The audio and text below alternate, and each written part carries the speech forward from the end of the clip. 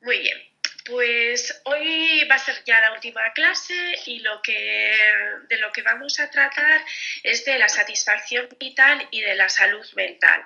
La semana pasada vimos la enfermedad mental y las aproximaciones a la enfermedad que se hacían desde la psicología y un poco una visión histórica de esas aproximaciones.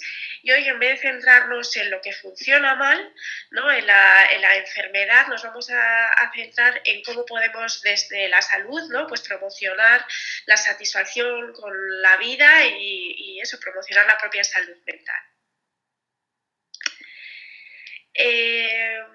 Bueno, como vimos la semana pasada, hay una tradición de estudiar la enfermedad mental, la alteración, pero bueno, a comienzos del siglo XX ya hubo un grupo de psicólogos como Maslow, como Rogers, que plantearon la psicología humanista. Y digamos que sus aproximaciones iban en consonancia con lo que después, a finales del siglo XX, la psicología positiva va a proponer también. La única diferencia es que a principio de siglo estos autores tenían una aproximación más filosófico-reflexiva y la psicología positiva, digamos, que recoge toda la evolución de la psicología y su aproximación experimental. Entonces, digamos que las conclusiones a las que llegan y sobre todo la metodología que utiliza es es empírica, a través de estudios experimentales. Entonces, la psicología positiva, que creo que el primer día hubo una persona que me preguntó qué era, estudia las bases del bienestar psicológico y de la felicidad, ¿no? ¿Qué podemos hacer para sentirnos bien psicológicamente y para estar lo más a gusto posible? Entonces no se centra tanto en la enfermedad o en las pérdidas, sino en cuáles son nuestras capacidades, nuestras fortalezas, nuestros recursos para poder, ¿no?, disfrutar de la vida o para poder hacer frente a las cosas del día a día, ¿no? Entonces, un énfasis especial en la creatividad y en nuestra forma de lidiar con los problemas cotidianos. Entonces, digamos que es un modelo complementario, ¿no?, al que vimos la semana pasada, que también es importante, pero digamos que la psicología puede aportar más que simplemente cuando tenemos una enfermedad mental. También a las personas que no tienen ninguna enfermedad también pueden aportar cosas para tener una vida más rica, ¿no?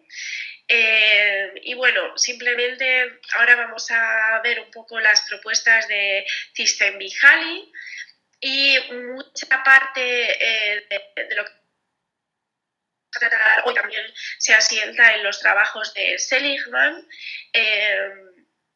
Y después, al final, y relacionado con el vídeo que os mandé, si lo habéis podido ver, si no ya lo veréis, que es muy cortito,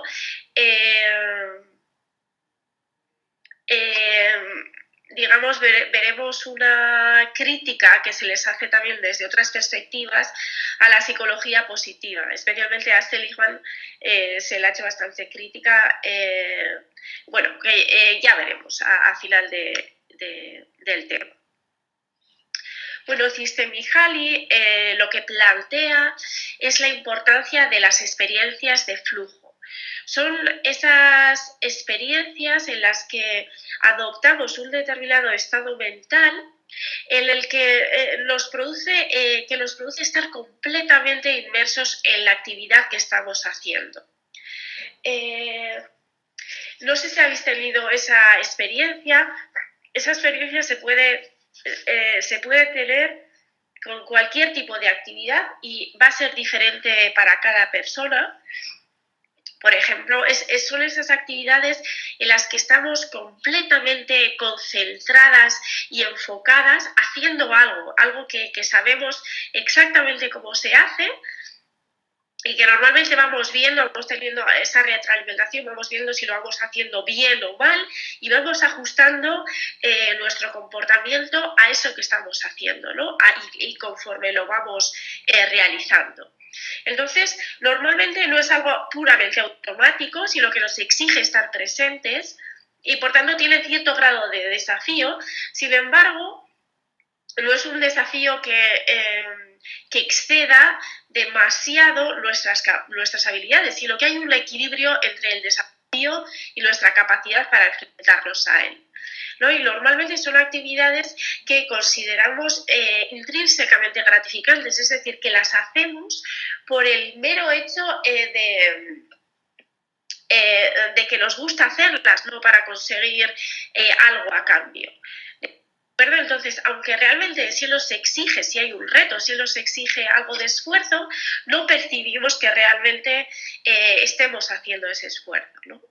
Entonces, al final lo que conseguimos es que estemos completamente concentrados y que nuestra conciencia esté completamente inmersa en la acción que estamos haciendo. Por tanto, de alguna manera nos alejamos de nosotros mismos. Y en ese alejamiento también perdemos el sentido del tiempo. No sabemos si ha pasado media hora o 2 horas, porque hemos estado completamente centrados en realizar esa acción. Normalmente suelen acompañar sentimientos de control y de estar completamente absorbido por esa actividad. Entonces, lo que planteaba Csikszentmihalyi es que este tipo de experiencias, cuando podemos incorporar estas experiencias en el día a día, eso aumenta nuestra satisfacción vital. Por tanto, él, en un bestseller que hubo hace muchos años ya, que se llamaba Flow, como fluir, ¿no? Él está haciendo referencias a estas experiencias de flujo, o ¿no? El hecho de fluir en la experiencia. Lo que proponía es que cada uno buscáramos esas experiencias que eran personales para cada uno y que las incorporáramos en nuestra vida diaria, ¿no? Que dejáramos al menos un rato al día para realizar este tipo de experiencias. Entonces, bueno, no sé si reconocéis en vuestra vida diaria alguna actividad de este tipo, ¿no? No sé si alguien quiere poner un ejemplo. A mí a veces me pasa con las clases. Estoy aquí contándoos, hablando y, ¿no? Sobre todo si ya he dado la clase, si no es la primera vez que la doy, si más o menos sé de lo que tengo que hablar, pues se me olvida o la hora o no, estoy ahí abstraída. No sé si a alguien le pasa, si podéis poner algún otro ejemplo. ¿No? Sí, Ela. Los hobbies, por ejemplo, el dedicarse a un hobby concreto puede ser... Sí, eso es. Sí, mucha gente, eso es lo que en ese tipo de actividades, hobbies, ¿no? Que no lo hacemos para recibir algo a cambio, sino por el mero hecho de hacerlo, ¿no? Suele pasar eso, ¿no? En algunos hobbies, sí. Muy bien. No sé si quieres poner, Enar, un ejemplo concreto de algún hobby que a ti te pasa. Varios. No sé, yo hago cerámica, entonces estoy totalmente en el cielo mientras estoy tocando el barro, por ejemplo. También me gusta pintar o me gusta coser, o no sé, con cualquiera de esas 3 actividades me encuentro evadida. Muy bien. Eso es, sí, pues son ese tipo de actividades. Enrique también dice pintar, escribir, no sé, y creo que alguien más quería hablar. Begoña, no sé si quieres decirnos algo. Begoña Uranga. No, es que tienes el micrófono abierto, por eso lo digo, pero... Vale. Bueno, pues ese tipo de actividades, eso es, que digamos que son actividades que no las hacemos para recibir nada a cambio, sino por el mero hecho de hacerlas y digamos que nos abstraen de nosotros mismos, nos abstraen del tiempo y digamos que nos aportan satisfacción vital. Bueno, respecto a la curva de la felicidad, creo que ya os lo anticipé cuando os quejabais de que la memoria ya no es lo que era, ya no tengo tanta concentración, no sé qué. Bien, pues yo os dije, hay cosas van un poco peor y hay otras que van un poco mejor. Bueno, pues esta es la curva de la felicidad. Abajo aquí, a ver que lo ponga. Sí, aquí están las edades, ¿no? Y estos son las puntuaciones a lo largo de la vida de 7 estudios distintos. Y bueno, como veis, hay variabilidad estudios por las diferentes formas de medir, pero lo que vemos es que hay una clara curva, ¿no? Y digamos que eso, a partir de los 50 todo va para arriba. Así que digamos que tenéis buenas perspectivas, no como yo, que me queda todo este valle aquí. Así que bueno. Bueno, ahora lo que quiero reflexionar es sobre qué creemos que nos da la felicidad y sobre lo que realmente se ha visto que nos da la felicidad, ¿no? Hay investigadores, ¿no? Como Kahneman, que es un psicólogo, o Ditton, que es un economista, que han trabajado los 2 premios Nobel, estudiando cuál es la relación entre la satisfacción vital y los ingresos familiares, porque muchas veces creemos que el dinero, ¿no? El amor, incluso la salud, ¿no? Como que son bases de la felicidad, ¿no? Entonces es un poco para desmontar este tipo de aspectos que creemos que son fundamentales y para reparar realmente lo que tiene más peso en la satisfacción vital diaria, ¿no? Entonces, bueno, tomaron diferentes medidas sobre satisfacción vital, medidas objetivas, ¿no?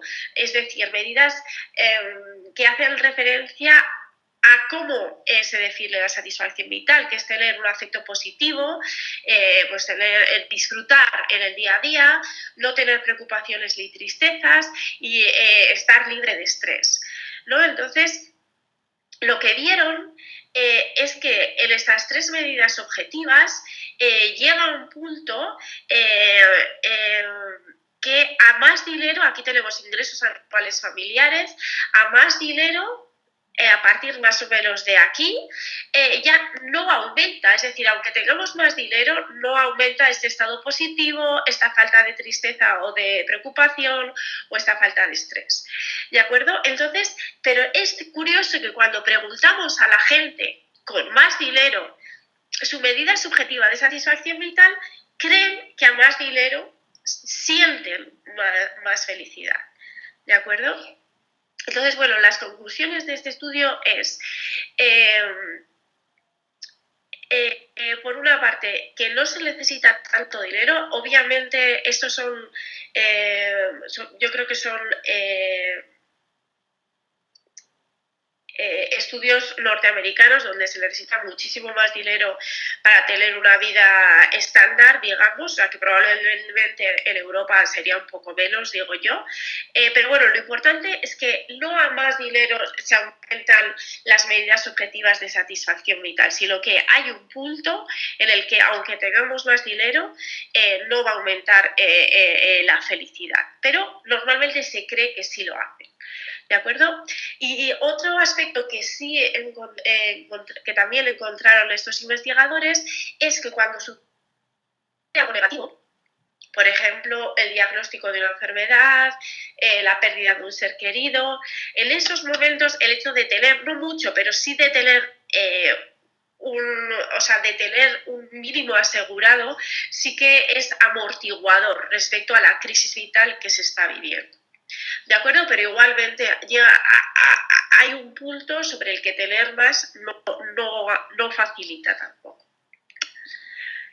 Otro de las ideas que tenemos es que el amor es necesario para ser feliz. Esto es un estudio sobre la satisfacción vital media de mujeres alemanas por año de matrimonio, ¿no? Entonces aquí es 3 años antes, 2 años antes, 1 año antes, en el momento que se casan y en los años después. Entonces lo que se ve es que el momento de la boda sí que, digamos, aumenta un poco la satisfacción vital, pero luego suele volver a una media, ¿no? En torno al 7 y pico, 7,4, 7,5, ¿no? Y digamos que no necesariamente hay una diferencia significativa, ¿no? Entre los años antes y los años después de la boda. Igualmente, ¿no? Con los estudiantes esto igual tiene más sentido, pero bueno, las buenas notas parece que son fundamentales para estar tranquilos. En este experimento lo que se hace es preguntar cuál es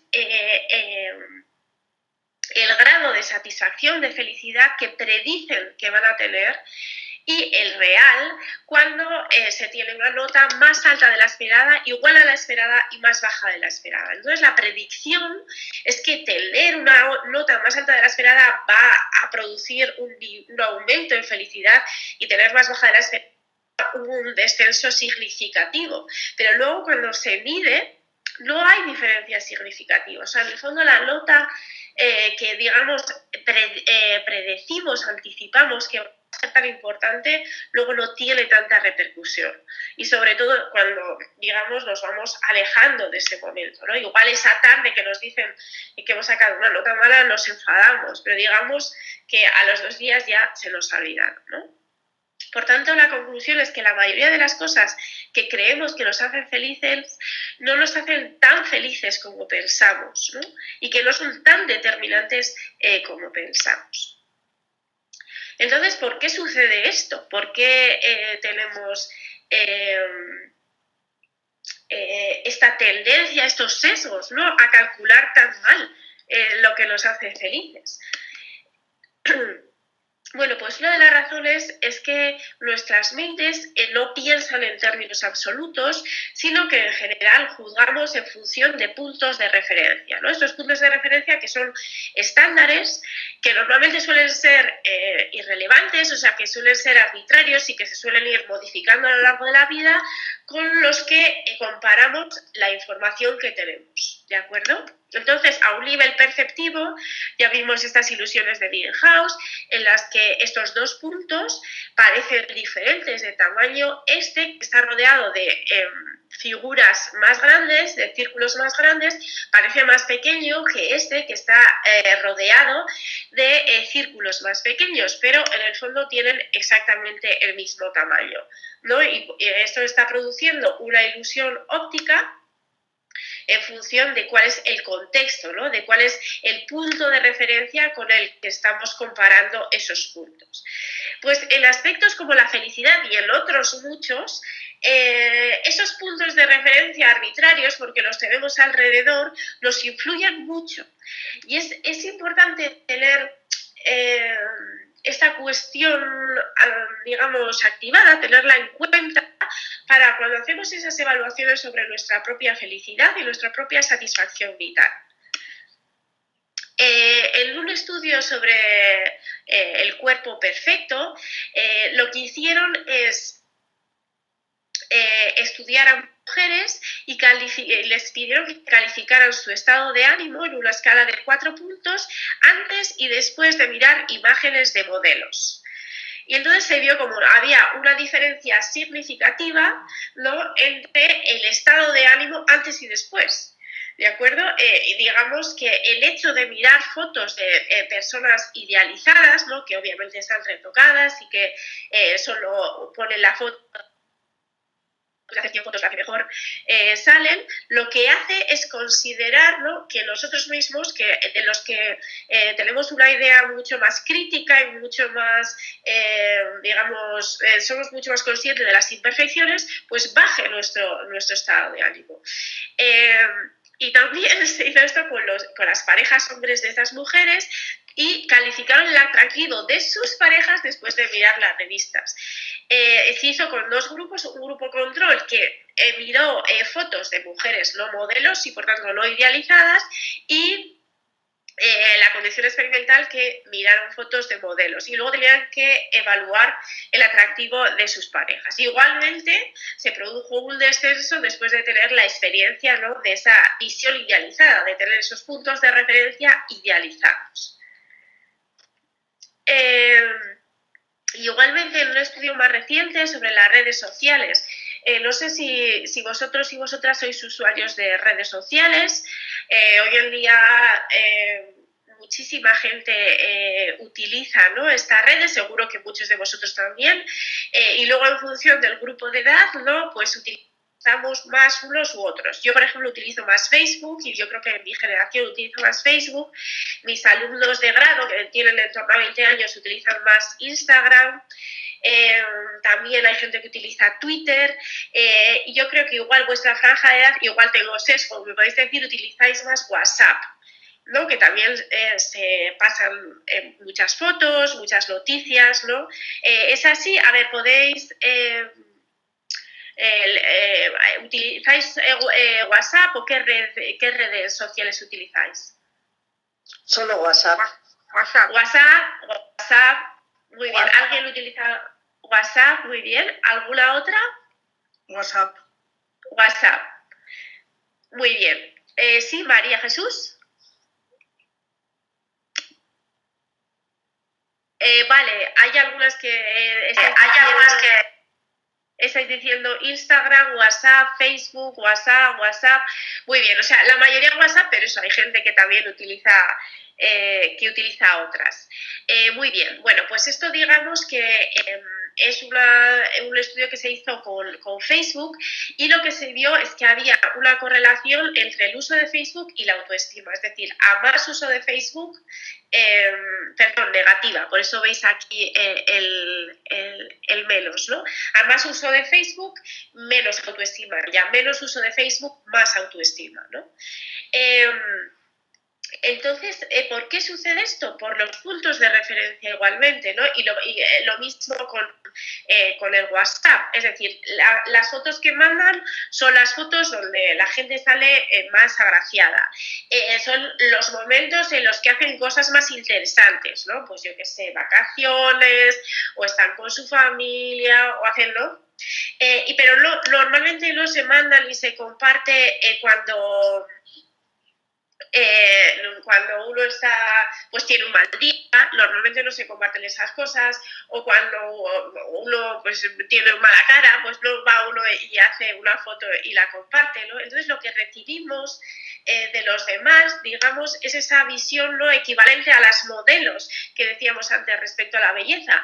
Es una visión maquillada, una visión idealizada de las vidas de los demás. Entonces, digamos que si tomamos eso como punto de referencia, parece que nuestra vida, en la que somos muy conscientes pues, de los altibajos, de los días buenos, de los días malos, digamos que la empezamos a valorar de manera más negativa. Por eso hay que tener un uso, digamos, racional de las redes sociales, y sobre todo cuando nos están afectando negativamente, hacer este tipo de ajuste. Bueno, parece que todo el mundo se lo está pasando bien este fin de semana y yo no. Bueno, habrá mucha gente que no se lo está pasando bien y no lo esté compartiendo, o pues otros fines de semana me toca a mí y no. ¿De acuerdo? Entonces, intentar compensar un poco, ¿no? Bueno, aparte de esos puntos de referencia, otra de las razones por las que no somos muy conscientes o evaluamos mal lo que nos hace felices es el principio de la adaptación hedónica, que es el proceso por el cual se atenúan los efectos emocionales de un estímulo, ya sea positivo o negativo, a largo plazo. Lo que quiere decir, como dice Daniel Gilbert, que es un estudioso también de la felicidad, que las cosas maravillosas son especialmente maravillosas la primera vez que suceden, pero luego con la repetición se va desvaneciendo. ¿No? El lado positivo es que las cosas malas, ¿no? También con el tiempo también va perdiendo la intensidad, ¿no? Sobre todo ese dolor tan intenso del primer momento, ¿no? Entonces, bueno, tiene la parte positiva. Por ejemplo, el sueldo y la felicidad, ¿no? Aquí hay otro estudio de muchas personas, de casi 8.000 personas, que se evalúan el sueldo, ¿no? Cómo va aumentando el sueldo a lo largo del tiempo. Y se evalúa igualmente la felicidad, ¿no? Que está aquí la felicidad, aquí el sueldo y aquí el tiempo. Entonces lo que vemos que a lo largo del tiempo, bueno, pues se van, digamos, teniendo subidas de sueldo. Pero lo curioso es que la felicidad se mantiene bastante estable alrededor de ese 7. 7 de 10 que veíamos antes también con el estudio sobre la felicidad y el amor. ¿De acuerdo? Por tanto, aunque nos digan, vale, nos han subido el sueldo, perfecto, ¿no? Pues el decimos, qué bien, el primer mes decimos, jo, qué bien, ¿no? Qué bien, puedo hacer más cosas, puedo comer más cosas, bla, bla, bla. Pero luego parece que nos adaptamos y eso no nos... digamos que no nos aporta un extra de felicidad, ¿no? Se produce esa adaptación hedónica. Y otra tercera razón sería el sesgo de impacto, que no nos damos cuenta de que nuestras mentes están hechas para acostumbrarse a las cosas. O sea, no tenemos cuenta ese hecho, ¿no? Entonces, solemos sobreestimar el impacto emocional que va a tener un evento futuro, positivo o negativo, en términos de intensidad y duración. Es decir, estimamos mal los efectos que van a tener las cosas. Ya hemos visto antes el efecto de las buenas notas, que estimamos que nos va a afectar mucho más de lo que realmente nos afecta. Y, por ejemplo, en este estudio también lo que se evalúa es el efecto, el grado de malestar que creemos que va a tener una ruptura amorosa a lo largo de las semanas después de la ruptura, ¿no? Y tenemos esta predicción y luego vemos el acto real y vemos que hay una diferencia significativa también. Predecimos que vamos a estar mucho peor de lo que luego estamos cuando nos suceden las cosas negativas en este caso. Bueno, entonces hemos visto que aspectos que creemos que nos dan bienestar no nos dan tanto bienestar. Eso sucede porque somos malos estimando, ¿no? Los efectos que van a tener, porque usamos puntos de referencia para realmente calcular esa evaluación subjetiva sobre nuestro propio bienestar y porque sufrimos esos procesos de adaptación hedónica. Entonces, bueno, conociendo cómo funciona nuestra mente, ¿qué podemos hacer para aumentar nuestro bienestar? Bueno, parece que una cosa importante es invertir en experiencias mejor que en cosas, ¿no? Parece que la felicidad de pensar en la propia experiencia, de la sensación que tenemos, del grado en que contribuye a nuestra felicidad y la sensación de dinero bien invertido es significativamente mayor cuando tenemos experiencias, digamos, respecto a cuando nos gastamos cosas nos gastamos dinero en aspectos materiales, ¿no? Y eso parece que está relacionado con que la adaptación hedónica es menor en las experiencias, es decir, que las disfrutamos durante más tiempo, ¿no? No solo en el momento, sino después, recordándolo, reactivando. Entonces, bueno, en principio invertir en experiencias es mejor que en cosas. Pero digamos que vivimos en un mundo tan perverso que a veces las experiencias se cosifican también, ¿no? Es decir, que a veces vamos de viaje y actuamos en el viaje no como viajeros, digamos, sino como consumidores de experiencias. A veces trivializamos las propias experiencias. ¿No? Es como que vamos a viajes que queremos ver 1000 cosas en 10 días, vamos a viajes, ¿no? Que como digamos que no tenemos la pausa para hablar con la gente de los países o para ver cómo nos sentimos o cómo, ¿no? Queremos ver tantas cosas, consumir tantas cosas que al final, digamos, no tenemos la pausa para poder disfrutarlas, ¿no? Entonces, un poco también, no solo hay que invertir en experiencias, sino que hay que invertir en el disfrute y en la pausa disfrutando esas propias experiencias.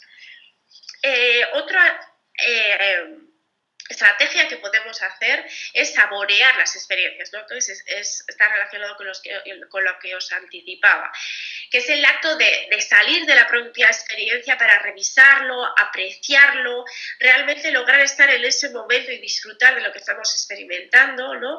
Y esto intensifica el bienestar y alarga esas emociones positivas, ¿no?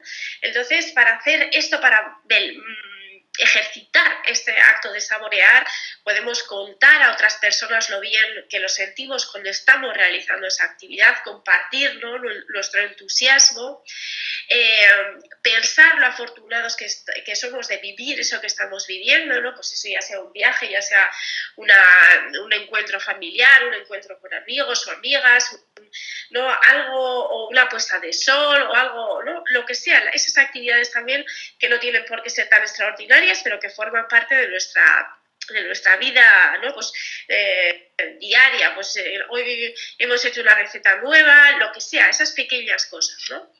Y intentar eso, compartir la experiencia con los demás y mostrar expresiones de energía y bienestar, y eso, intentar estar presente, estar centrados en esta actividad, ¿no?, sacar fotos, subirla a internet, hacer no sé qué, o sea, es como intentar disfrutar, ¿no?, de ese momento. Otro ejercicio interesante es la visualización negativa. Es intentar pensar qué pasaría si no tuviésemos las cosas que son importantes en nuestra vida, pero porque han sufrido esa adaptación hedónica, ya parece que no las valoramos, ¿no? Entonces, en este experimento se solicita a los participantes que escribieran sobre sus parejas durante 15 minutos y se les solicita dos tipos de ejercicios, ¿no?, a dos grupos diferentes. Unos que escriban sobre cómo podría haber sido su vida si no se hubieran conocido esa pareja, y otros que escriban sobre cómo se conocieron, ¿no? Y luego tienen que evaluar el nivel de felicidad que tienen con su pareja. Y hay una diferencia significativa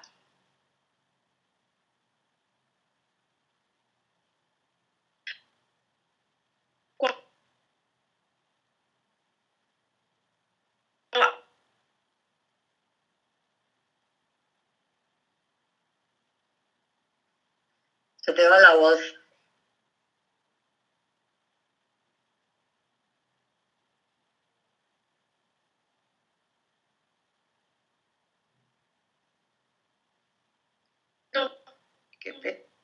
Qué pena, Eugenia, no se te ha ido oye. la y ya he voz. vuelto. Ya he vuelto. Ah, Sí. vale. No sé dónde me he quedado. Bueno, os repaso por si acaso me he La ido muy rápido. diferencia Lo que os decía. significativa. La diferencia significativa Gracias, es la Begoña, lo que eres. Eso es, bueno, entonces se ve que hay una diferencia significativa, y las personas que han visualizado esa vida sin la pareja, sin haber conocido a esa pareja, dan evaluaciones subjetivas sobre su felicidad con la pareja mayores que aquellos que han estado pensando simplemente cómo se conocieron. Por tanto, de pensar sobre las cosas que tenemos, pero que ya nos hemos acostumbrado, que tenemos, ¿no?, esa adaptación hedónica, intentar visualizar qué pasaría si nuestra vida, si no las tuviéramos, es importante para reajustar, ¿no? Pues, ¿qué pasaría? Bueno, cada uno con sus cosas, ¿no? Pues igual hay momentos en los que estáis cansadas, sus nietos, por ejemplo, dice, joder, todos los días, ¿qué pasaría si no tuvierais nietos? O, bueno, yo qué sé, pues estoy cansada de vivir siempre en el mismo sitio, pues en donde viváis. ¿Qué pasaría si tuvierais que vivir en otra ciudad, ¿no? O las cosas buenas y las cosas malas. Y así, con vuestra pareja, ¿no? Pues también las relaciones largas, hay momentos que dicen, jolín, ¿no? Pues, bueno, las cosas que se dicen, las relaciones largas. Pues bueno, ¿qué pasaría si no estuviese con esta persona? ¿De acuerdo? Entonces, esa visualización negativa nos hace contrarrestar la adaptación hedónica. Otro de los aspectos que mejora la salud, la salud mental y la satisfacción con la vida, es mostrar gratitud, ¿no? Es un estado emocional positivo en el que uno reconoce y aprecia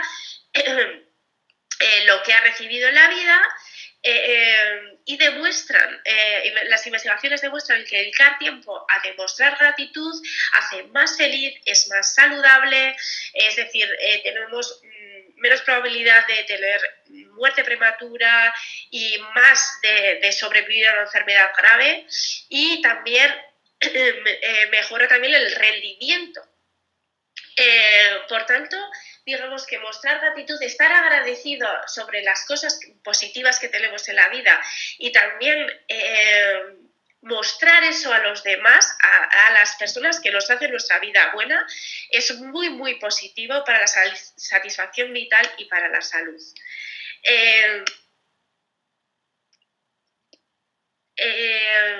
En un experimento lo que vieron, estaban recogiendo fondos para la universidad y un grupo recibía gratitud por parte del superior, ¿no? Pues muchas gracias por ser voluntarios en eso, porque gratitud, digamos, extrae, y otro no.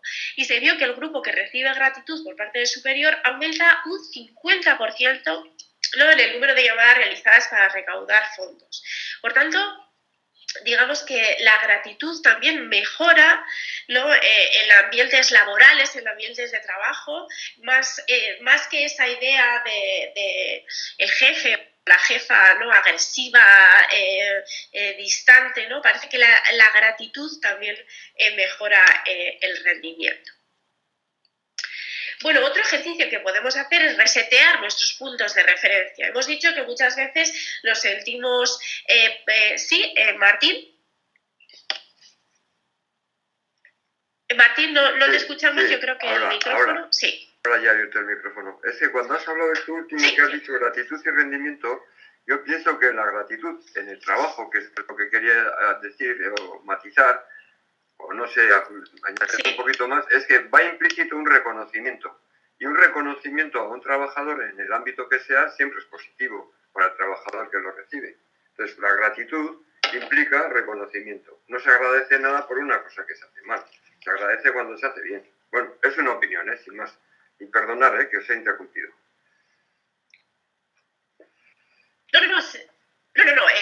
No, gracias por participar. O sea, por participar, sí. Lo que quiero decir, sí, o sea, la gratitud, digamos, sí que es cierto que es el reconocimiento al trabajo bien hecho. Pero en este caso, en este experimento del que hablábamos, se hace antes, es decir, esa actitud, ¿no?, digamos, de cercanía y de reconocer, incluso antes de enfrentarse al trabajo, parece que mejora. Por tanto, no solo es reforzar el trabajo bien hecho, que también es muy importante, sino también, digamos, mostrar esa cercanía, esa gratitud, por estar colaborando y por estar trabajando en eso. Eso parece que también mejora el rendimiento, digamos, antes de enfrentarse al trabajo. Martín, apaga el micrófono, por favor, si no vas a participar más. Porque se oye, gracias. Vale, entonces estábamos diciendo, otro aspecto que podemos trabajar también para mejorar la salud sería resetear nuestros puntos de referencia. Hemos visto que nuestra felicidad la evaluamos en función de cuáles son las personas con las que nos comparamos. Y yo no sé si habéis tenido, hoy estaba pensando, si habéis tenido en la vida, pues que habéis estado en diferentes contextos, pero digamos, las personas con las que nos comparamos o las que cuando cambiamos de contexto también cambian esas personas. No sé si entendéis lo que quiero decir. O sea, a mí, como yo vivía en diferentes sitios, sin querer, al final las personas en las que piensas son diferentes, son las que tienes más cercanas, ¿no? Y es como personas que en un momento te importaba su opinión o te importaba, cuando cambias completamente de contexto, es como que eso deja de tener. Entonces, esos puntos de referencia, eso, tenemos que tener esa actitud, ¿no?, un poco de distancia, porque en el fondo eso se van cambiando a lo largo de la vida. Entonces, esa distancia es lo que quiero decir con resetear nuestros puntos de referencia. Y eso, tenemos que intentar observar con detenimiento, poner atención, intentar ajustar nuestras evaluaciones, es decir, bueno, intentar sobre todo ajustar y ver hasta qué punto estamos idealizando las vidas de los demás y estamos teniendo una visión mucho más crítica y mucho más pormenorizada de nuestras propias vidas, ¿no? Y eso, intentar evitar las comparaciones sociales o por lo menos relativizar esas comparaciones sociales. Y muchas veces este tipo de comparaciones sociales suelen aparecer en las rumiaciones, que ya vimos la semana pasada, que son esa especie como de pensamientos circulares que son muy negativos para la salud mental. Entonces tenemos que intentar parar esas rumiaciones, ¿de acuerdo? Y digamos, hacer este tipo de análisis más racionales y decir, bueno, me estoy comparando con personas en las que estoy idealizando su propia vida, no sé cómo es su matrimonio, no sé cómo es su vida, no sé cómo es su... ¿no? Y las estoy idealizando y eso me está haciendo daño. Entonces, un poco distanciarnos, tener esa perspectiva vital, ¿no? De eso, de que, bueno, ahora me está importando esas personas y su propio juicio, pero hace 20 años me importaban las otras. Y en el fondo, no, ni unas ni otras deben importancia en nuestra propia vida, ¿no? Entonces a veces son ejercicios que tenemos que hacer eso para intentar no compararnos con los demás, intentar alejarnos de eso porque es muy negativo para nuestra satisfacción vital y no nos aporta grandes cosas, ¿no? Otro aspecto que podemos trabajar es ser generosos y ser amables con los demás, ¿no? Parece como que gastar dinero en otras personas, ¿no? Les hace más felices en general que gastarse en uno mismo, ¿no? Y además parece que no tiene efecto, o sea, el dinero, cuánto nos gastamos en otras personas no tiene tanta influencia, sino el detalle, ¿no? O sea, da igual que le llevemos una flor que un ramo gigante, pero es el detalle, ¿no? de ser generoso con alguien. Y no tiene por qué ser solo generoso, ¿no? con dinero, que estas perspectivas también americanas se centran todo en el dinero, sino también con nuestro tiempo, ¿no? A veces eso es invertir tiempo en los demás, invertir tiempo, ¿no? en disfrutar pues, de un rato con una persona, nos es positivo, ¿no? Nos da felicidad, nos aumenta nuestro propio bienestar. Otro aspecto que ya hemos visto, ¿no? que está asociado con el buen envejecimiento y pues también con la buena satisfacción vital es estar conectados socialmente. Son muy importantes y las personas más felices pues pasan más tiempo con otras personas y normalmente tienen un conjunto más rico de conexiones sociales, ¿no? que las personas que se evalúan como más infelices. Y luego, obviamente, hay variabilidad, es decir, hay personas que tienen tendencia, o sea, son más expansivas, ¿no? Más extrovertidas y por tanto pues tienen una red mucho más grande, hay otras personas que tienen una red más pequeña, al final no importa tanto el tamaño de la red, sino la calidad de la red, ¿no? Entonces, y pasar tiempo y disfrutar de manera rica, positiva, esas relaciones, ¿no? Y luego es importante también no solo tener esa red, ¿no? afectiva, familiar, amistosa, sino también parece que conectar socialmente, aunque sea con pues personas que nos encontramos, ¿no? en nuestro día a día, también es positivo para nuestro estado de ánimo. En este estudio se estudió las interacciones en el tren, en las cercanías, ¿no? Entonces se compararon dos experimentos. Un grupo que se le dice que tiene que ir a las cercanías, o sea, estar en las cercanías, en el tren, pensar lo mismo. Otro se le pide que tiene que hacer lo que hace siempre en las cercanías, pues bueno, su trabajo, lo que sea, o leer, lo que sea. Otro se le exige una conexión y aunque hable de tiempo, algo con la persona que tiene al lado, ¿no? Entonces, bueno, estos son los estudios que se hacen para replicar, digamos, y las predicciones que hacen las personas es que como más positivos se van a encontrar es estando con uno mismo en sus pensamientos y como peor se van a encontrar es teniendo que interaccionar con una persona extraña, porque va a decir, jo, pues igual si hablo con él me va a mirar raro, me va a decir, ¿no? Y se va a crear un momento extraño, ¿no? Y sin embargo, lo que realmente encontraron es que el grado de positividad era significativamente más alto en aquellas personas que buscaban esa conexión. Por tanto, hablar con estas personas con las que nos sentamos en el autobús, con los que estamos esperando en la cola, con la persona que nos atiende en la tienda. Ese intercambio, ¿no?, de 3 frases mejora nuestro estado de ánimo y nuestra positividad. Y bueno, entonces resumiendo un poco, ¿qué podemos hacer para aumentar nuestro bienestar?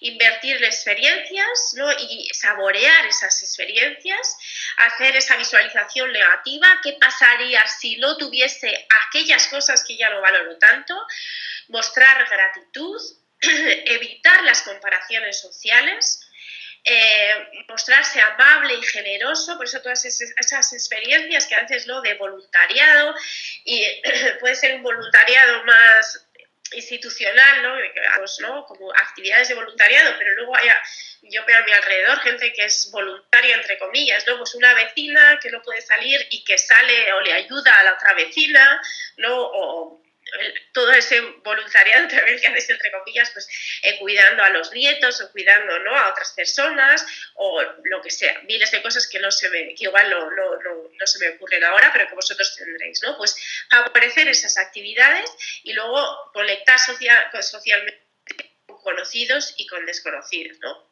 Ya.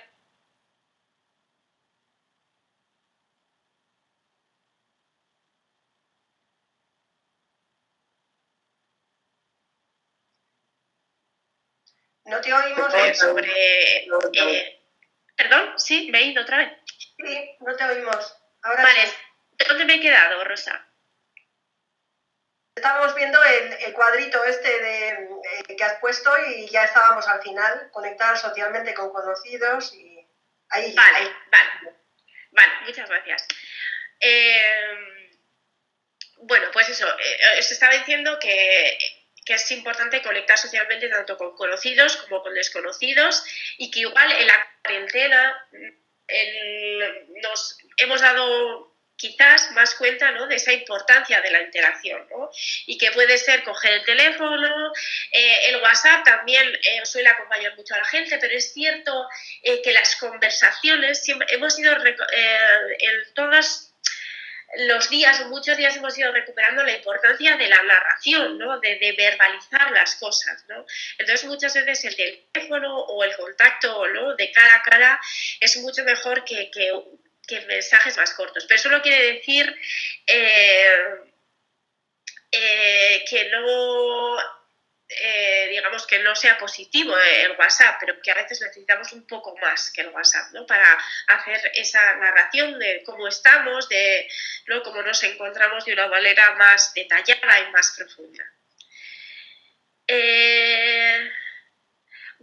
Igual me he ido un poco, pero Pepe pone aquí, por ejemplo, en una separación, divorcio, el reseteo es casi obligatorio. Pepe, no sé si quieres profundizar en eso.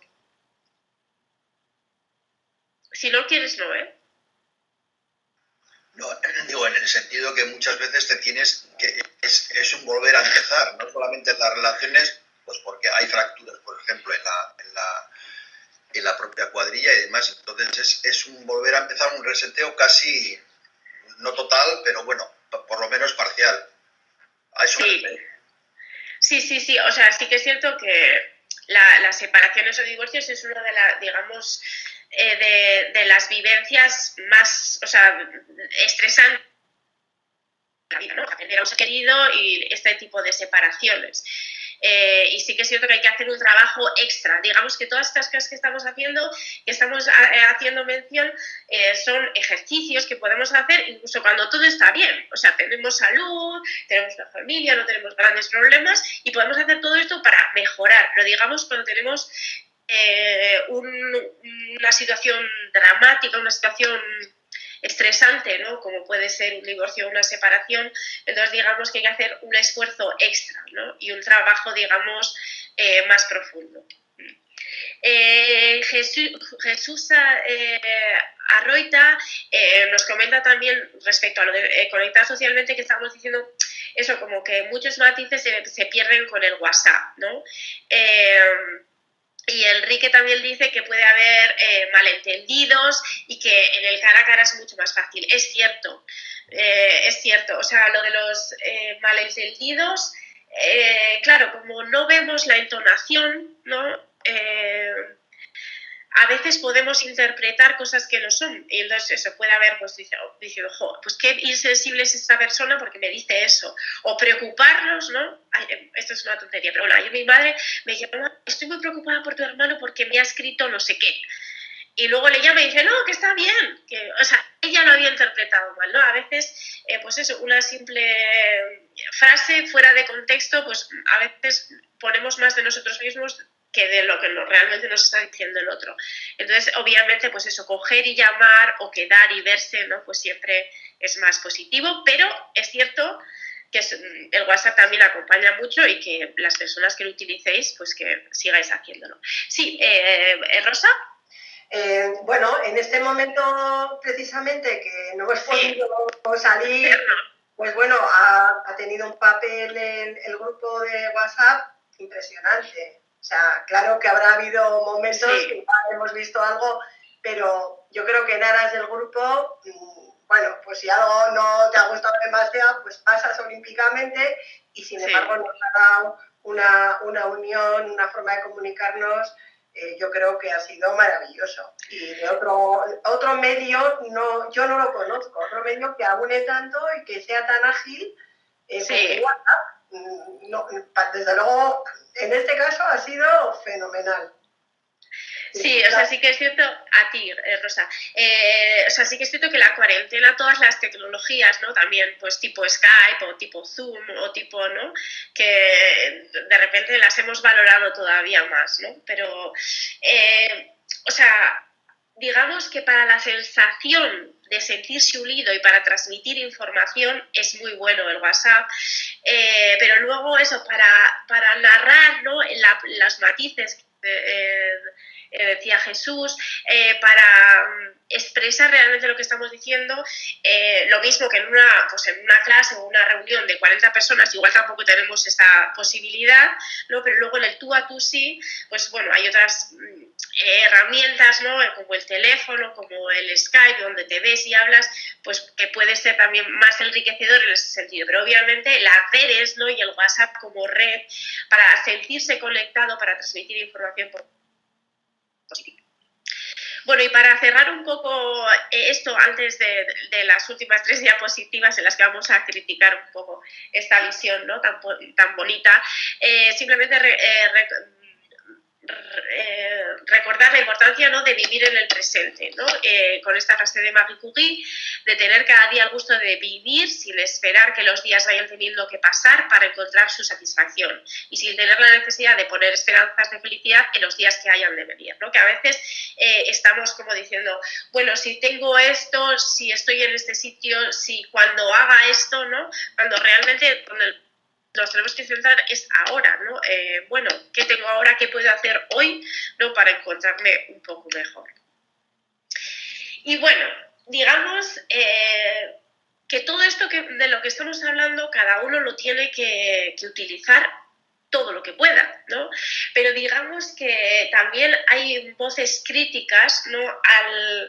a esta posición. Es decir, no porque las cosas que hemos dicho no puedan ser útiles, sino porque hay momentos en los que no solo se tienen que hacer este tipo de estrategias individuales, ¿no? Entonces, bueno, a veces se ha hecho un relativo de las ideas de la psicología positiva, como igual visteis en el pequeño vídeo que os mandé, ¿no? Pues por ejemplo en el mundo corporativo, ¿no? Que digamos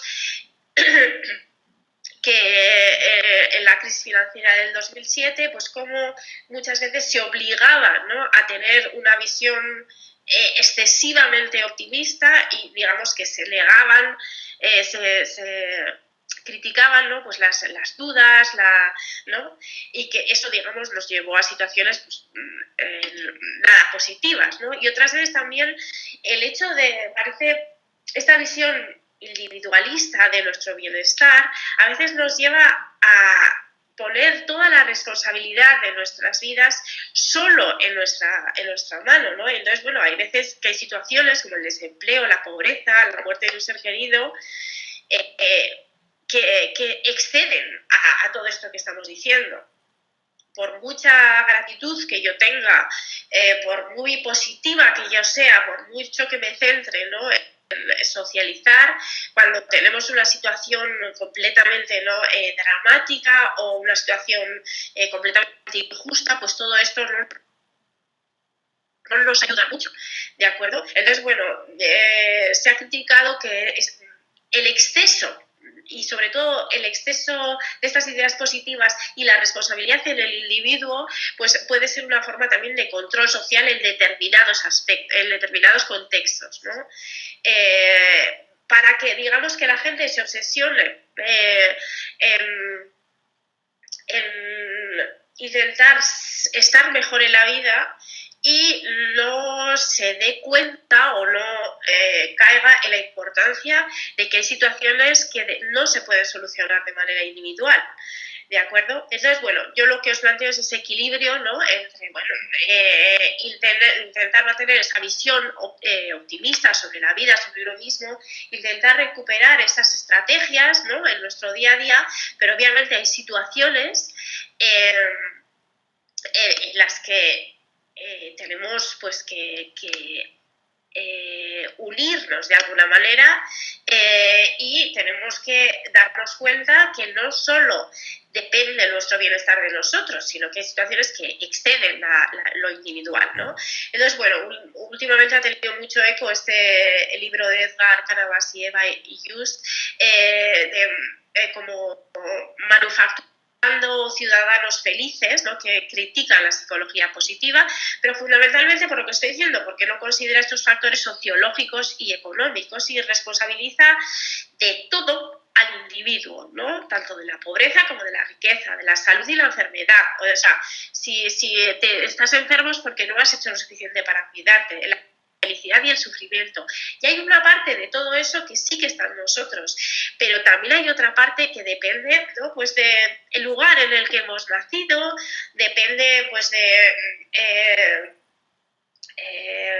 bueno, pues herencias genéticas que nos hacen desarrollar más una enfermedad que otra, o tener predisposiciones pues a la depresión o no, o tener situaciones pues injustas, pues de vivir en una pobreza extrema o en situaciones laborales que no permiten, ¿no?, pues unos mínimos, un mínimo bienestar, ¿de acuerdo? Y de hecho también critican mucho el uso, ¿no?, de este optimismo exagerado en las corporaciones y en las organizaciones, también en contra pues, de una organización, ¿no?, laboral de los propios trabajadores para defender sus intereses, ¿no?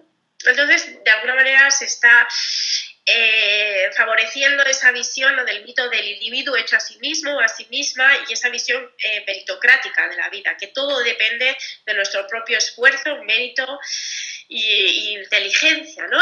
Y una parte de nuestra vida depende de eso y de los esfuerzos que hagamos por ser felices y por estar bien, pero hay veces que tenemos que hacer también, tenemos que unir esas individualidades, perderlas, por luchar por determinados factores, ¿no?, económicos y sociales mínimos que nos permitan realmente vivir bien. Por tanto, es una especie, ¿no?, de punto medio entre lo que podemos hacer individualmente y teniendo un optimismo racional, no ilusorio, también tener un espíritu crítico y también tener en cuenta esos factores sociales, culturales y económicos, ¿no? Entonces, bueno, esto es un poco lo que os planteo. Y pues ahora estoy encantada de que me digáis qué pensáis de todo esto o en qué lugar os posicionáis vosotros también, si pensáis eso, que realmente tiene más peso lo individual o más peso lo social, o es algo que está equilibrado. Creo que se ha ido por segundo, ya estoy aquí de nuevo. Eso, un poco vuestra opinión, o si queréis comentar algo.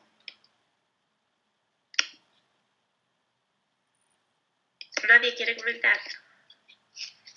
o si hacéis algunas de estas actividades en vuestra vida diaria, o hasta qué punto eso reflexionáis sobre vuestra propia satisfacción vital, o si creéis que... Sí, gracias, Martín. Bueno, yo estoy muy de acuerdo con todo lo que has expuesto, pero pienso que las personas somos iguales, pero no todas somos tan iguales. Entonces, una persona en una misma familia, en una comunidad, tienen unas reacciones ante unos hechos y otras distintas. Y las dos lo hacen en el sentido de que buscan su satisfacción, el estar bien con ellos mismos, pero unos tienen una sensibilidad y otros tienen otra distinta. Y no sé, creo que no se puede generalizar que lo que vale para uno vale para todos. Para unos vale mejor y para otros vale menos. Es una opinión sin más, ¿eh? Muy bien, sí, o sea, es cierto que las diferencias individuales, siempre hay diferencias individuales, tanto en lo que nos afectan, pues estas estrategias, hasta, ¿no? Para algunos son más útiles, para otros menos, y luego lo que nos afecta también, pues el ámbito social, pues a algunos nos afecta más, otros pues son más resilientes, o sea que sí que hay cierta variabilidad. Muy bien, ¿más comentarios? ¿Preguntas?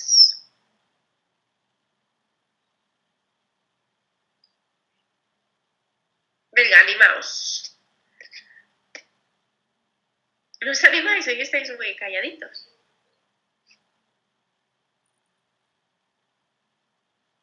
Rosa, gracias, sí.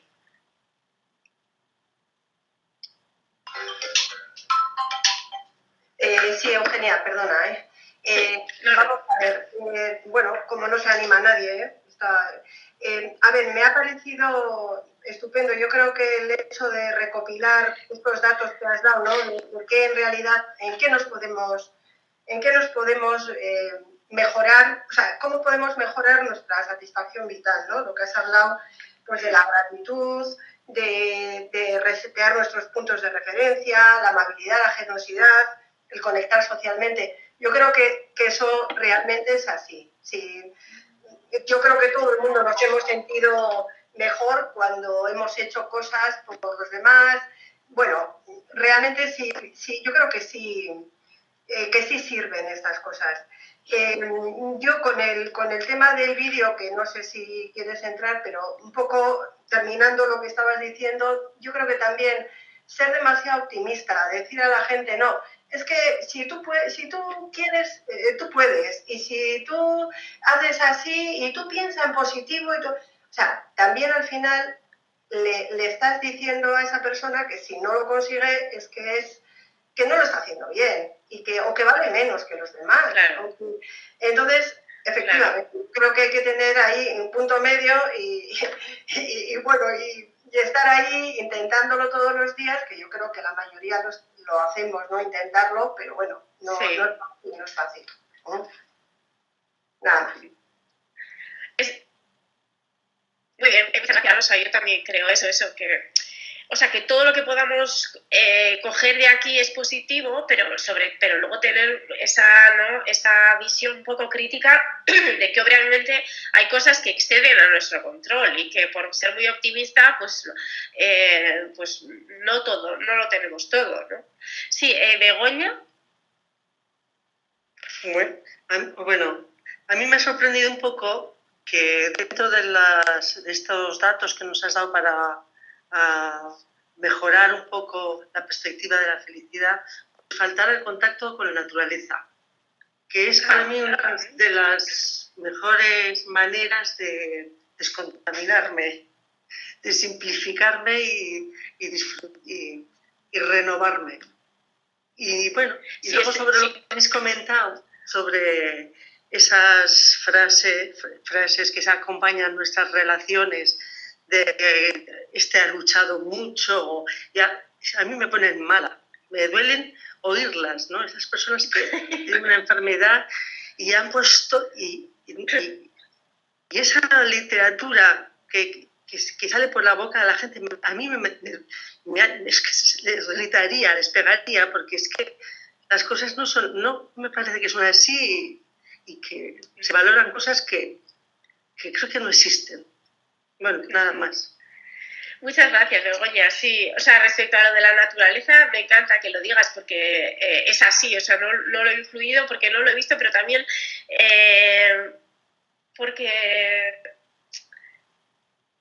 toda esta literatura, la mayoría de la psicología positiva viene de Estados Unidos y luego la crítica no se viene de Europa. Y yo creo que esa visión de la naturaleza es algo que no se tiene que consumir, ¿no? Que está ahí en nuestros parques, en nuestros bosques, ¿no? Entonces, obviamente es algo que podemos hacer que es tan positivo, ¿no? O sea, yo sí que he leído muchos estudios sobre la importancia en el desarrollo de los niños, ¿no? El hecho de jugar en la naturaleza. Pero luego esa importancia sigue a lo largo de toda la vida, ¿no? Y se enlaza un poco con esas actividades de flujo. A veces cuando estamos en la naturaleza, paseando por la naturaleza, pues sentimos eso, se nos pasa el tiempo, ¿no? Porque estamos como inmersos en disfrutar eso. Y la verdad es que sí que es una experiencia eso, muy positiva. Sí, así que muchas gracias. Más comentarios, Jesús. Sí, bueno, en relación con el artículo, yo también, bueno, lo suscribo plenamente, toda esa crítica hacia el positivismo. Sí que parto de la base de que una actitud positiva puede ser buena en muchas cosas. Eso es. Pero sobre todo lo que más me ha preocupado es el factor que resalta el artículo del control social. Ese sí que me resulta preocupante incluso, ¿no? O sea, porque el otro, bueno, pues mira, si eres muy happy flower, pues igual te viene bien. Pero ya cuando llegamos a términos de control social y demás, creo que es más preocupante. Eso es un poco lo que quería decir. Muchas gracias, sí, Jesús. En el fondo, toda la cultura, eso es, insisto que es una muy norteamericana, ¿no? De la meritocracia, ¿no? Y del sueño americano, cómo realmente si te esfuerzas lo suficiente, y en este caso mezclado, si eres lo suficientemente optimista y trabajas lo suficiente, vas a conseguir, ¿no? La vida, ser feliz o tener ¿no? En este caso dinero o lo que sea. Pero es curioso que luego, el otro día también leía un artículo, es mucho más fácil el sueño americano, ¿no? En Dinamarca que en Estados Unidos, es decir, donde no hay casi desigualdad y donde hay muchísimos más servicios públicos, ¿no? Pues de educación, de sanidad, y digamos que donde está el Estado más organizado, ¿no? Y sin embargo, la movilidad social en Estados Unidos pues es prácticamente imposible, ¿no? Cada vez, de hecho, hay más desigualdad y menos movilidad. Pero esta idea de la meritocracia creo que está todavía muy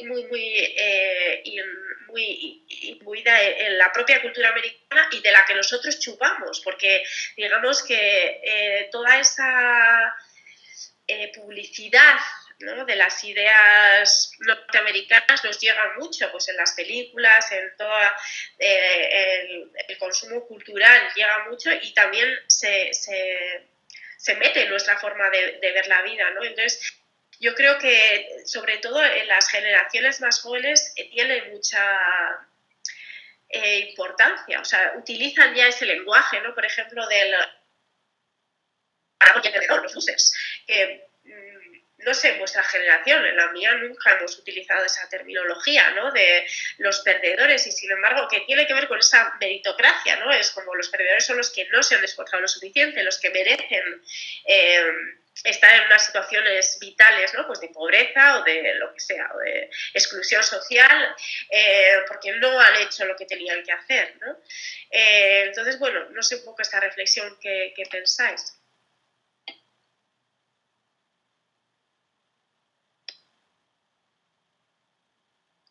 Nadie se anima. Yo. Sí. Sí, oye, perdona que sea tan cansado, pero sí, es que provocas temas que... No, al revés. No me quedo... No. El darwinismo, la idea darwinista social, esta versión de psicología positiva tienen paralelismos, es decir, ¿es hija de aquella? Es lo que quería preguntar. No sé si me he sabido explicar. Sí. Bueno, el darwinismo social es que digamos que los que se adaptan mejor a la sociedad, ¿no? Los que son más, pues son los que merecen, ¿no? Sobrevivir, en este caso socialmente.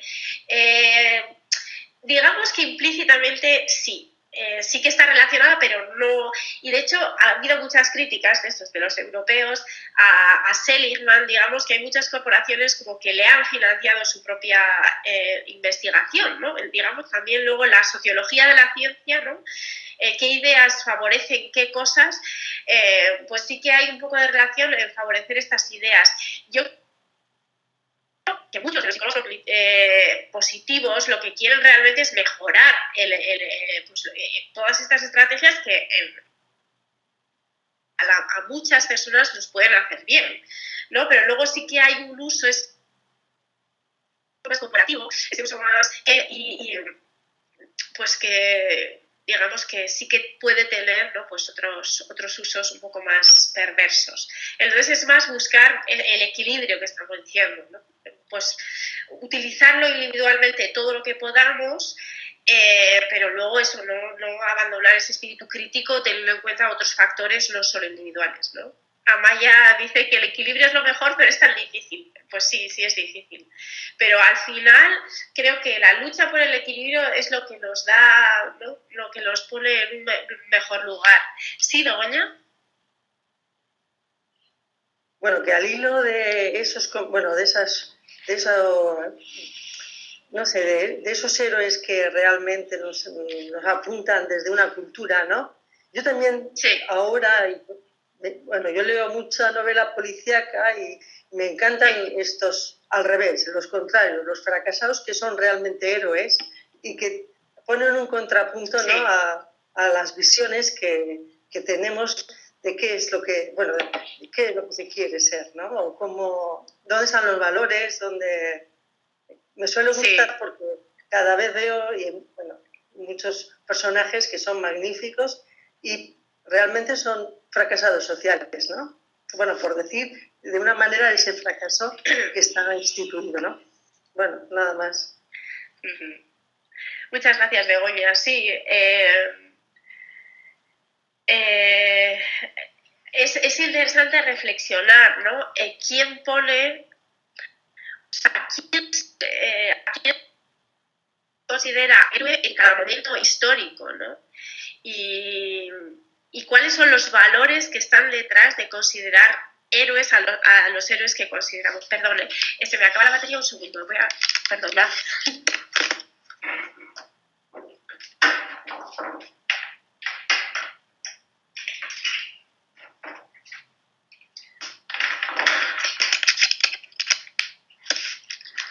Perdonad, ya está. No, lo que os decía era que es interesante hacer ese análisis de quiénes son los héroes de cada momento, ¿no? Y cómo han cambiado. Y que refleja ese análisis los valores de cada época, ¿no? ¿Quiénes creéis que son ahora los héroes? ¿Qué les diríais?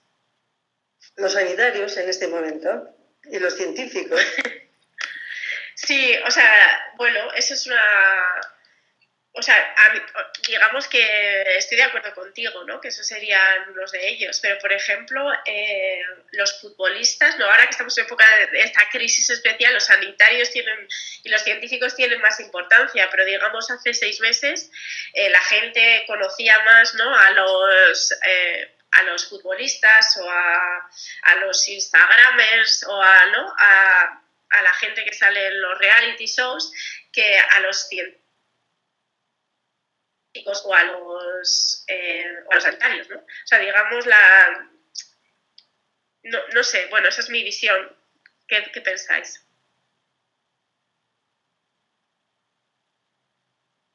Bueno, que hay gente para todos los gustos, ¿no? Que hay visiones para todos los gustos. Hay una primera captación y hay una segunda lectura de... Nos gustaría tener cosas que tienen los futbolistas, pero no ser como ellos. Preferiríamos otra cosa. Oye, el dinero, ¿no? Pero a ver, que ya hemos visto, chicas, que el dinero... os voy a poner... No me sale. A conseguirla... Pero digamos que llega un punto, es decir, digamos que los futbolistas, a ver dónde tengo esto, Digamos que los futbolistas llegan a un punto, o sea, aparte para mí de ser un poco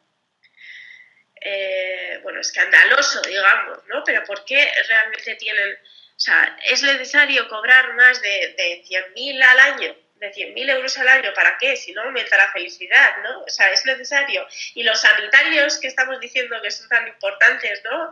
Las enfermeras y los enfermeros, los médicos y médicas que están ahí, ¿realmente cobran lo que cobran los futbolistas? Socialmente, ¿qué estamos favoreciendo, no? No sé, bueno.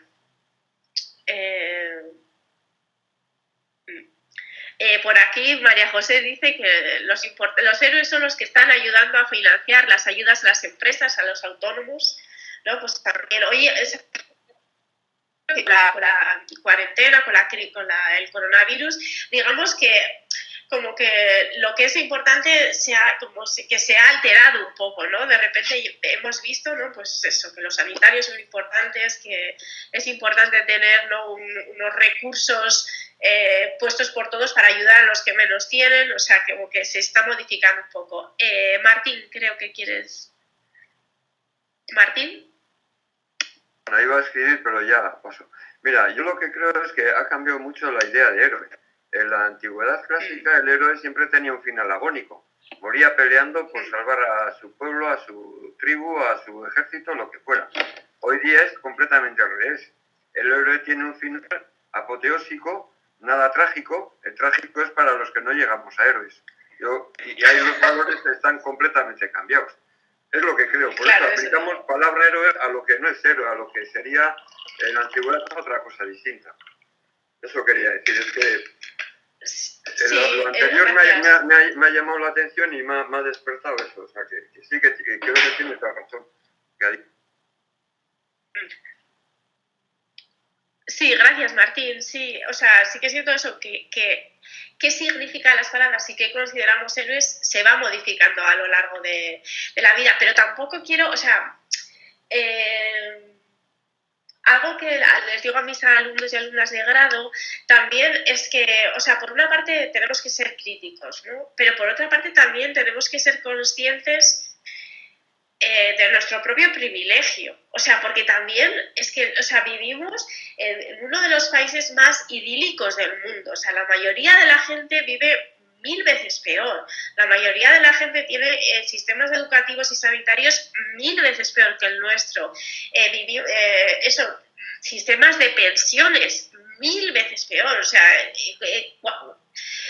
hay mucho que mejorar y hay mucho que luchar por mantener y mejorar de nuestra propia situación, pero digamos que tenemos que ser conscientes a la vez que somos de los más privilegiados del mundo. O sea, cómo se vive en Europa y especialmente en el País Vasco, aunque haya problemas, hay muchos problemas, hay problemas de pobreza, hay problemas de desigualdad que está aumentando, miles de problemas, recortes de recursos de todos. Y hay que luchar, digamos, en contra de eso, pero a la vez, creo, desde mi punto de vista, teniendo la conciencia de que somos muy privilegiados a la vez, ¿no? Y también esa conciencia de privilegio yo creo que nos puede hacer valorar más y cuidar más lo que tenemos, ¿no? Y exigir más que no se desmonte. Pepe. Sí, yo al principio de la clase, cuando has puesto el estudio ese americano en cuanto al valor que se le da al dinero para la consecución de la felicidad, me ha venido a la mente enseguida preguntarte, lo que pasa es que no lo he hecho, pero lo aprovecho ahora para otras circunstancias, si no hay un estudio parecido, pero claro, desde la óptica europea, incluso más cercano todavía desde la óptica mediterránea, porque seguramente los resultados cambiarían, creo que sustancialmente y para, digamos, para por lo menos para fortalecer la idea o el concepto que tengo yo en cuanto que, y en el caso de la pandemia lo estamos viendo clarísimamente, es decir, la actitud en Estados Unidos, más allá del número de muertos que llevan, y el trabajo con todos sus errores, con todos los errores habidos y por haber, que por lo menos en España una cierta cobertura, aunque sea inmediata, se la ha dado a todo el mundo para que nadie se quede en el camino. Otra cosa es lo que en septiembre pase, ¿eh? cuando empecemos a hacer los números, empiecen a hacer los números y demás. Y en cuanto a lo de los horarios, que antes comentabais, es decir, los futbolistas creo que han perdido una hermosa oportunidad para darse a conocer que a pesar de que ganan muchísimo dinero, pues siguen siendo ciudadanos de este país y seres humanos, y creo que han perdido una oportunidad magnífica en cuanto que, jolín, se están poniendo todas las pegas habidas y por haber porque quieren empezar a jugar a fútbol con todas las medidas absolutas, con todas las garantías sanitarias. Jolín, que le pregunten al tendero de turno o al repartidor de turno si ha podido exigir eso. Ya.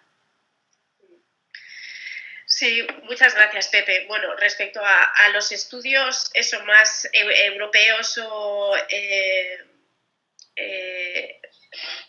mediterráneos, o sea, yo creo que no los conozco, pero lo que se alteraría es cuánto dinero necesitamos para llegar a ese nivel que no aumenta la felicidad. Yo creo que es menos. También porque, digamos, y está relacionado con lo que estás diciendo respecto a Estados Unidos, ¿no? Y España, Europa, porque en Estados Unidos lo que cobras tiene que cubrir todo lo que aquí una parte cubre el Estado, es decir, la salud, la educación, la jubilación y si te quedas sin trabajo. Es decir, te dan mucho más dinero, pero lo necesitas ahorrar, tener ahí, porque no hay una cobertura social, digamos, que te cubra, que te proteja si pasa algo en la vida, ¿no? Pues si tienes un cáncer, si te echan del trabajo, si hay una cuarentena, si no, lo que sea. Entonces, todo eso que aquí, digamos, lo delegamos a un nivel común, ¿no? Y que cada uno lo utiliza cuando lo necesita, ahí lo tienes que tener tú. Por eso yo creo que el nivel de ingresos anuales es mucho más alto que aquí, pero porque en nuestro caso necesitamos mucho menos porque hay esa parte estatal, digamos, ¿no? Y respecto a los futbolistas, yo personalmente, ya fuera de como persona, no como docente, pues, o sea, a mí el negocio del deporte, o sea, no el deporte en sí, sino el negocio del deporte me parece a veces que está, no sé, inhumano en ese sentido. O sea, primero porque cobran lo que no tienen que cobrar, segundo porque no pagan los impuestos que tienen que cobrar, perdón, todos los futboleros luego me criticáis, y luego pues ahora en esta situación tan extrema de decir, bueno, donamos la mitad de nuestro sueldo para los sanitarios, o sea, eso sería lo que tenían que hacer, porque ¿no? Todos los futbolistas, todos están, la mitad de nuestro sueldo a, ¿no? Personas que realmente se lo han ganado en esta época y que a ellos les sobra, les sale por las orejas. No lo hacen, sino que además exigen medidas que yo no sabía, que estaba, ¿no?, comentando, excepcionales que no han tenido otros trabajadores, ¿no? Entonces, bueno. Pero bueno, esa es mi visión personal sobre los futbolistas. Venga, más comentarios. Ya sé que algunos os tenéis que ir, os habéis marchado, pero bueno, bien. Josu. Sí. Pero yo voy a cambiar un poco el tema. Vale. El hecho de que haya muchos puntos de referencia hace que uno tiene que convencerse de que está feliz. Es decir, a cuanto menos puntos de referencia tienes, uno se conforma. Pero al tener muchos, por ejemplo en verano uno escucha millones de historias. Uno ha estado en el Tíbet, el otro ha estado en África. Entonces, ya te disparan los puntos de referencia. Y es muy difícil quedarse uno mismo aguantando lo que está haciendo. Al no tener esos puntos, parece que bendita ignorancia. Sí, o sea, sí que es cierto. De todas formas, eso, la locura, también digo por eso, de primer mundo completamente. O sea, lo que viajamos, que es, yo adoro viajar, pero lo que viajamos quizá haya que replanteárselo, porque es cierto que viajamos muchísimo. ¿No? Y contribuimos a eso, a contaminar, ¿no? Bueno, etcétera. Y ahora pues también se están tratando estos temas, ¿no? ¿Hasta qué punto necesitamos viajar tanto, ¿no? Bueno, sin más, eso es otro tema también para reflexionar. Pero lo de los puntos de referencia sí, y es curioso. curioso. O sea, lo importante yo creo no es tener más o menos puntos de referencia, sino saber lo que nos afecta. O sea, saber que decimos, joder, yo me he ido aquí a las Landas y me lo he pasado estupendamente, pero vuelvo y todo el mundo se ha ido a Botswana y a Cuba y yo me siento mal. Y entonces, o sea, lo que hay que hacer es decir, ¿pero por qué me voy a sentir mal si yo me lo he pasado estupendamente? Es ese ejercicio, ¿no?, de localizarte donde estás y tener, ¿no?, la visión más objetiva, más racional, o sea, intentar alejarte de esos puntos de vista y de esos puntos de referencia, perdón, lo mismo que hacemos con las ilusiones ópticas, ¿no? Decimos, vale, o sea, ¿dónde estamos? Bueno, no sé dónde estaba, pero lo mismo que hacemos con las ilusiones ópticas, que decimos, bueno, vamos a dejar fuera, vale, yo sé que aquí estoy viendo más grande, pero es que realmente son iguales. Pues ese ejercicio que hacemos con las ilusiones ópticas, hacerlo igualmente con nuestras propias ilusiones, que son esas evaluaciones que hacemos, ¿no? Y cómo nos afecta dónde han estado los demás de vacaciones, pero si yo he disfrutado, ¿por qué realmente tenemos que ir al otro lado del mundo para disfrutar? Y creo que ese ejercicio también quizá lo tengamos que hacer con el consumo, ¿no? Realmente necesito tantas cosas. Yo todo el rato estaba diciendo, vale, tenemos que consumir, que es un poco como decir, vale, tengo que ir a este sitio y a este lugar y a este otro.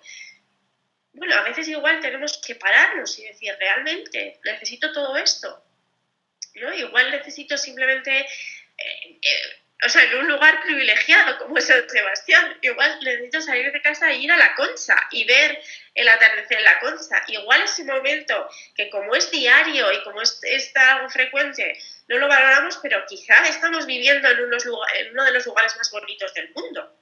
Realmente tenemos que... A eso me refiero, como que a veces tenemos que hacer, ¿no?, esas reflexiones racionales sobre el valor de las cosas, ¿no? Y no dejarnos guiar tanto por esos impulsos, ¿no? Y esas, ¿no?, el otro ha estado en Botswana, ¿no? Y yo solo, ¿no? Bueno, no sé. Más comentarios. Pepe. Es que ahí en todo eso, por lo que decía Josu, es decir, me parece a mí que yo creo que viene a cuento muy bien decir pero que no necesariamente tiene que ser burro grande ande o no ande. Es decir, un punto de hipocresía en el sentido de que si yo le pregunto a la persona que ha estado en Australia y yo me he quedado en Haya, en Peñas de Haya, pues igual, digo, el nivel de satisfacción, pues igual habría que cuestionarlo. Es decir, o el ejemplo típico del este vaya cochazo que tiene. Pues mira, igual no le pregunto después cómo lo está pagando. Y sin embargo, a ojos vistas de otros, pues vaya nivel adquisitivo que tiene. Es decir, lo que quiero definir un poco, que no sé si no hay en parte un pelín de hipocresía en todo eso y de aparentar y de apariencia, vamos. Sí, gracias, Pepe. Es que en el fondo, o sea, estos juegos, al final son juegos de estatus, ¿no? Están muy, muy vinculados con esta forma de cómo funciona nuestra mente, esas comparaciones sociales, ¿no? Que estamos, digamos, orientados a eso, a comparar. Por tanto, pero también podemos hacer ese distanciamiento, ¿no? Sobre todo para centrarnos, porque al final, si nuestra vida está guiada por la visión del resto, es como que perdemos control sobre nuestra propia vida. Y estamos viendo que hay cosas que nos bienestar y estamos preocupados por lo que yo haga afecte el otro. O sea, a mí un coche A, un coche B me va a dar exactamente lo mismo, que es que me va a permitir ir de un sitio a otro, y estoy dejando que la elección del coche y la inversión que hago en ese coche esté determinada por la visión que creo que va a tener otro. Yo creo que, o sea, se puede ser un poco más racional en este sentido para centrar nuestros esfuerzos en los factores y en los aspectos que realmente tienen importancia sobre nuestra felicidad. Porque el coche este fantástico que nos va a dar estatus durante un año, a los 3 ya otro se ha comprado otro mejor. Y es que no tiene sentido. Y estamos dejando gobernar nuestra propia vida por otras personas. En vez de decir, vale, lo importante para mí es esto y esto y esto. Voy a intentar trabajar en este sentido, ¿no? No sé si me explico o si todos tenéis la misma visión. Por aquí dice María José, ¿no es mejor ser que tener? Pepe dice, claro, pero es cierto que aunque racionalmente tengamos esa idea, y es que es obvia, luego hay que hacer un esfuerzo, y hay que hacer un esfuerzo diario, ¿no? De alejarnos de esas comparaciones, poner primero nuestra verdadera interés, nuestro verdadero bienestar por encima de esas comparaciones que a veces, ¿no?, estamos como tenemos la tendencia a dejarnos guiar por ellas, ¿no? Eso, Enrique dice que prefiere no mirar a los demás, pero yo lo que os digo es que a veces no sale de manera tan natural, entonces que a veces hay que hacer un esfuerzo, ¿no?, pero que merece la pena, porque al final, digamos, nos liberamos de esa carga, ¿no? Nos liberamos de estar organizando nuestra vida para contentar a otros y no a nosotros mismos. ¿Algún comentario más?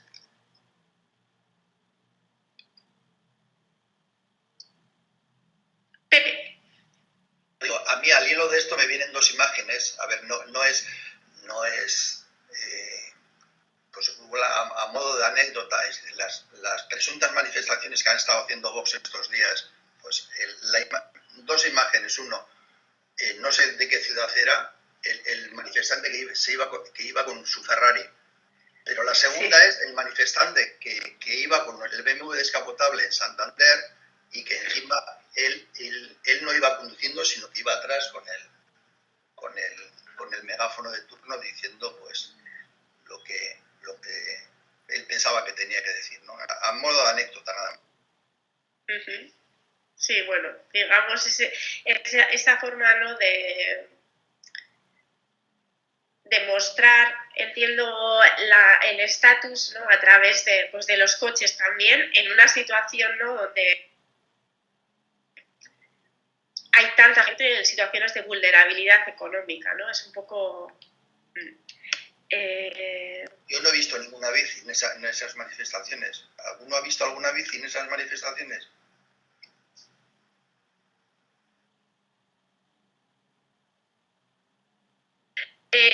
Comenta, hay que tener la autoestima bien.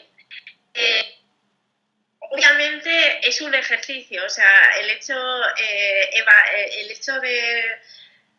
de este esfuerzo que estamos haciendo, pero yo creo que también la autoestima se trabaja de esta manera.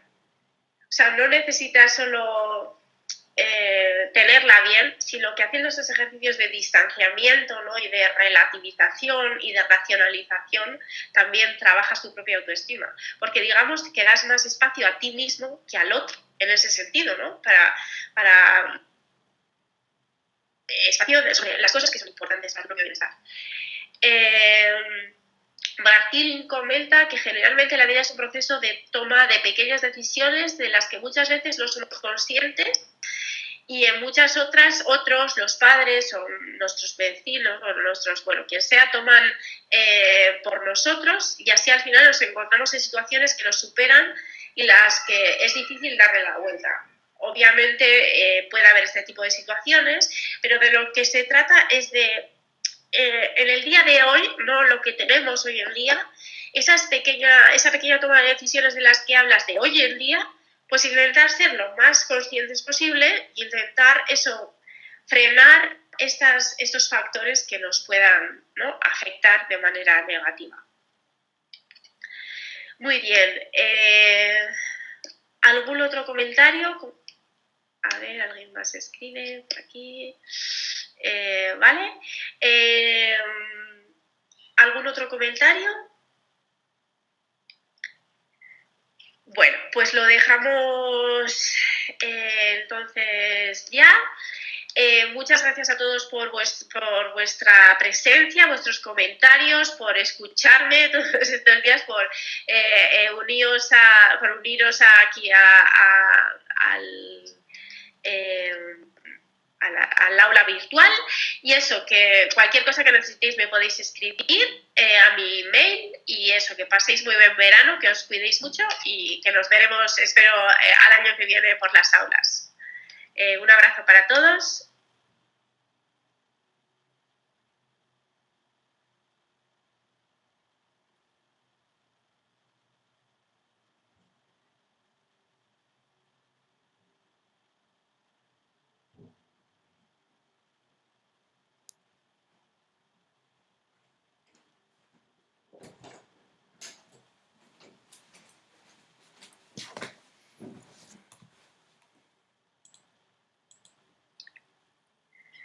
Muy bien, pues hoy va a